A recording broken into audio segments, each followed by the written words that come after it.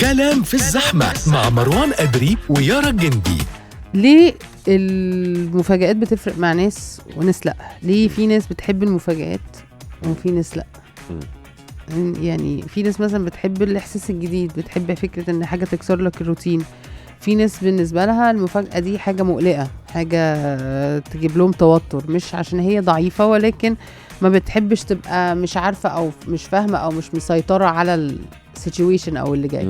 بس فهل انت بتحب المفاجآت ولا لا؟ انت بتحبي المفاجآت عموما؟ ماشي. انت بجميع اشكالها في اي وقت في اي ميعاد، مفيش احلى من المفاجآت. انت لا ما بحبهاش. اوكي. مش فيها خالص.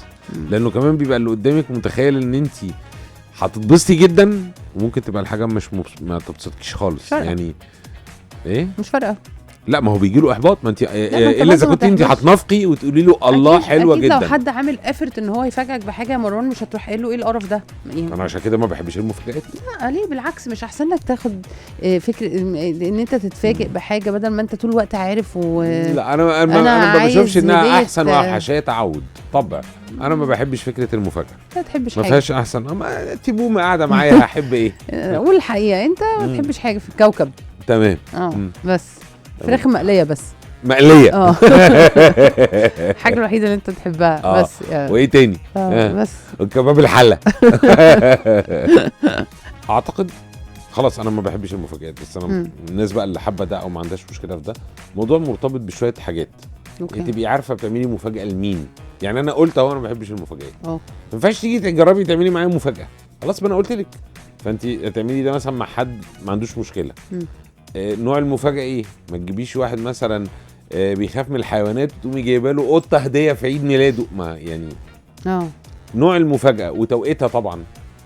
يعني في مفاجآت بتاعت ايه؟ نتيجه الامتحان طلعت. مش لازم نقولها بالليل، ممكن نقولها الصبح يعني عشان نعرف ننام وكده. في ايه يا مروان؟ خلاص يا يارا خلاص تيكت ايزي. خلاص ايه الافوره انت قاعده على المصطبه. ايه الافوره دي؟ عادي. افرض انا جيت مره الشغل ومثلا موضوع المفاجاه بيختلف من شخص. ما دي مفاجاه. هل هتتضايق؟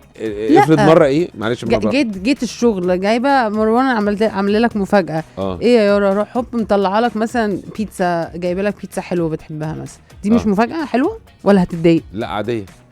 هتتضايق يعني؟ لا مش هتتضايق ولا هفرح برضو عادي. انت مش هتفرح. ده انا لو جبت لك حته لانشون هتفرح. ده هتمثل. خفيت دلوقتي اهو ولا عشان على الهوا عايشه في البابل بتاعتها. حتى لو مفاجاه بسيطه مش زيك. يعني انت عندك عدم ابريشيشن. دي مش حلو. يعني ايه عدم ابريشيشن؟ يعني حاجه حد من اصحابك دلوقتي جه جاب لك اكله انت بتحبها، عمل لك بيها مفاجاه من انت قاعد في يوم مش متوقع. حاجه وحشه قوي ان انت تروح قايل عادي. يعني you have to appreciate فكرة ان حد قدامك اخد من وقته فكرة تسطيح وفلوسه. خليني اخلص. فكرة تسطيح الصورة وراح جاي إن خليني اخلص. وراح واخد من يومه ان هو يعمل حاجة ممكن تسعد البني ادم اللي قدام حتى لو بحاجة صغيرة. ففكرة ان انت شايف ان ده عادي ده معناه ان انت اللي فيك مشكلة. لا لا لا, لا. اصلا فكرة ان حد يجيب لي اكل دي مش مفاجأة. ما نسطحش الصورة مش لازم اكل يا انا بقول رأيي بقى. جايبه لك شوكولاتة انا بقول رأيي. اديني اقول رأيي. انا عايز اقول رأيي. انا ما بشوفش ان دي مفاجأة. لو انت جايبه لي معاكي سندوتش من البيت دي مش مفاجأة. شكرا بس هي مش مفاجأة. فما ينفعش نحطها في اطار انا خدت من مجهودي ومن لا وقتي. لا كان ممكن عادي جدا حاجه انا عندي وما كنتش هزعل ولا كنت حلومي. عادي يبقى عندي حاجه في البيت انا عارفه مروان بيحبها زي الكشري مثلا. انا سمعتك.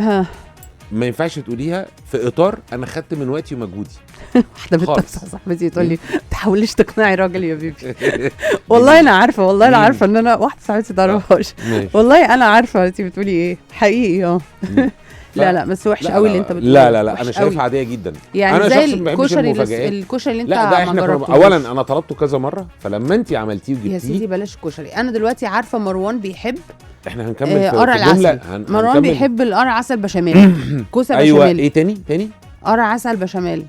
عارفه ان انا بحبه. لكن ما تبقيش حاجه مش عارفه انا بحبها ولا لا وتعملي لي بيها مفاجاه. انا بتكلم. طب ما هو ده اللي انا بقوله. ده اللي انا قريته. يا ابني ما تخليني اكمل. انا ما بكملش. اديني فرصه انا اكمل. انا استنيتك خلصت. انا ما كنتش لسه خلصت. اتفضل. الحاجه اللي انا بحبها وانت عارفه ان انا بحبها فانت جبتيها. دي حاجه جميله. اشكرك واتبسط. لكن حاجه انت مش عارفه مش هنقول انت اكيد مش هتجيبيها غلاسه. لو انا حاجه مش عارفه لا ما تجازفيش معايا. ما تجازفيش.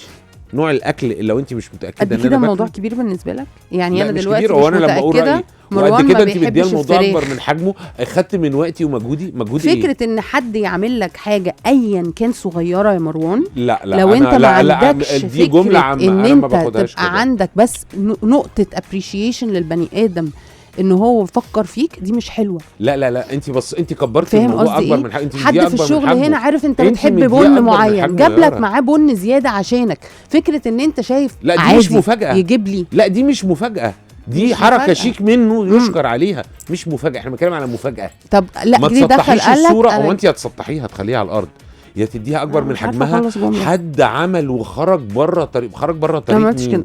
انت قلتي كده. طيب حد جه دلوقتي قال لك انا عامل لك مفاجاه، ايه يا مروان؟ انا جايب لك بن زياده معايا عشان انت بتحب البن ده. ما حدش بيقول بقى، ما هو ده اللي انا بحاول اشرحه لك. ما حدش مم. بيقول انا عامل لك مفاجاه وجايب لك بن. انا جبت لك معايا بن يا معلم، تشكر حبيبي، ربنا يخليك. دلوقتي لو حد انا عارفه ان مروان بيحب شوكولاته معينه، وانا كنت واقفه في سوبر ماركت ولقيت الشوكولاته دي قدامي ورحت جايباها وقايله لك انا بص جبت لك ايه، عامله لك مفاجاه جبت لك ايه، انا شايفه ان دي مفاجاه ايا كان صغيره او ده انت. كبيره. انا الناس اللي اعرفها ما بيقولوش انا جايب لك مفاجاه فجايب لك الشوكولاته اللي بتحبها. عايز مفاجاه ايه؟ ربع كيلو ذهب؟ ايه المفاجاه بالنسبه لك؟ يديك رزمه فلوس؟ ايه المفاجاه؟ دي يفول لك بالنسبة لي مفاجاه، العربيه؟ والشوكولاته مفاجاه بالنسبه لك. الشوكولاته ايوه مفاجاه، اتس ا جستشر، مالهاش علاقه بالجستشر. كل حاجه ليها معنى، كل حاجه ليها وزن، كل حاجه ليها قيمه مش مقصود. اصحاب مروان اللي بيسمعونا يا جماعه انتوا صعبانين عليا والله العظيم. لو واحد عمل لك مفاجاه وجايب لك ده معاه انت كده بن، الناس اللي في مفاجأة. حياتك كلها مهما عملوا ماشي. انت عمرك ما هتشوف انهم بيعملوا لك حاجه حلوه. هي ميزاننا مختلف. انت شايفه كل الحاجات انت حاجه ايه تتقيم بميزان؟ بفلوس يعني؟ لا مش المفاجاه تقييم الحلوه بفلوس. ايه؟ حاجه غاليه؟ لا لما انا ابقى مثلا بدور على حاجه وانت سافرتي وعارفه ان انا بدور على الحاجه دي فجبتيها لي معاكي حتى لو هدفع ثمنها، انا عملت لك مفاجاه وجبت لك التيشيرت اللي انت مش لاقيه في مصر لما كنت مسافره جبته لك. دي اسمها مفاجاه. لكن مش جايبه لك معايا الشوكولاته اللي بتحبها من البنزينه وانا بفول. يعني انت المفاجاه لازم حاجه كبيره، مش حاجه انا بدور عليها، حاجه ليها قيمه، مش قيمه ماديه، قيمه حاجه انا بدور عليها بقى لي فتره. يعني مش لاقيها. المفاجاه بالنسبه حتى لو لك جراب موبايل بدور على جراب موبايل. المفاجاه سؤال. لا انا بسالك انت ترد عليا في نص لا ما انا لسه ما كملتش. جراب موبايل في حاجه ابسط من كده؟ مالهاش ثمن، ب 200 جنيه بدور على الجراب ده ومش لاقيه، فانت لقيتيه وانت مسافره بره فجبتيه لي معاكي. دي بالنسبه لي مفاجاه حلوه. حسب اللي جاي لك بفكره ايه يا مروان؟ مش قيمه الحاجه، ومش هي الفكره ان انا حاجه شايفه انت ممكن بتحبها اجي اعمل لك حاجه بسيطه في يومك ممكن تغير لك مودك، ممكن تبسطك يعني. انت ما كنتش عامل حسابك عليها، فانا اقول لك جبت لك حاجه انت بتحبها، عملت لك مفاجاه وجبتها لك. كان ممكن اشوف اي حاجه وعارفه انك بتحبها وما اجيبهاش عادي. عموما حسب اللي حواليك. دي المفاجاه اللي احنا مجهزينها لكم لان وقتنا خلص. بس اللي انا طلعت منه النهارده في حلقه النهارده ان انا بعد كده شفت حاجه عارفه ان انت بتحبها ونفسك فيها مش هجيبها لان انت مش بتقدر اي حاجه. الحمد لله الرساله. الحمد لله نسي سندوتش السجق. الحمد لله قدرت اوصل لك الرساله بشكل واضح. ما تجيليش حاجه، مش عايز حاجه خالص. باي باي. كنتم مع كلام في الزحمه مع مروان أدري ويارا الجندي.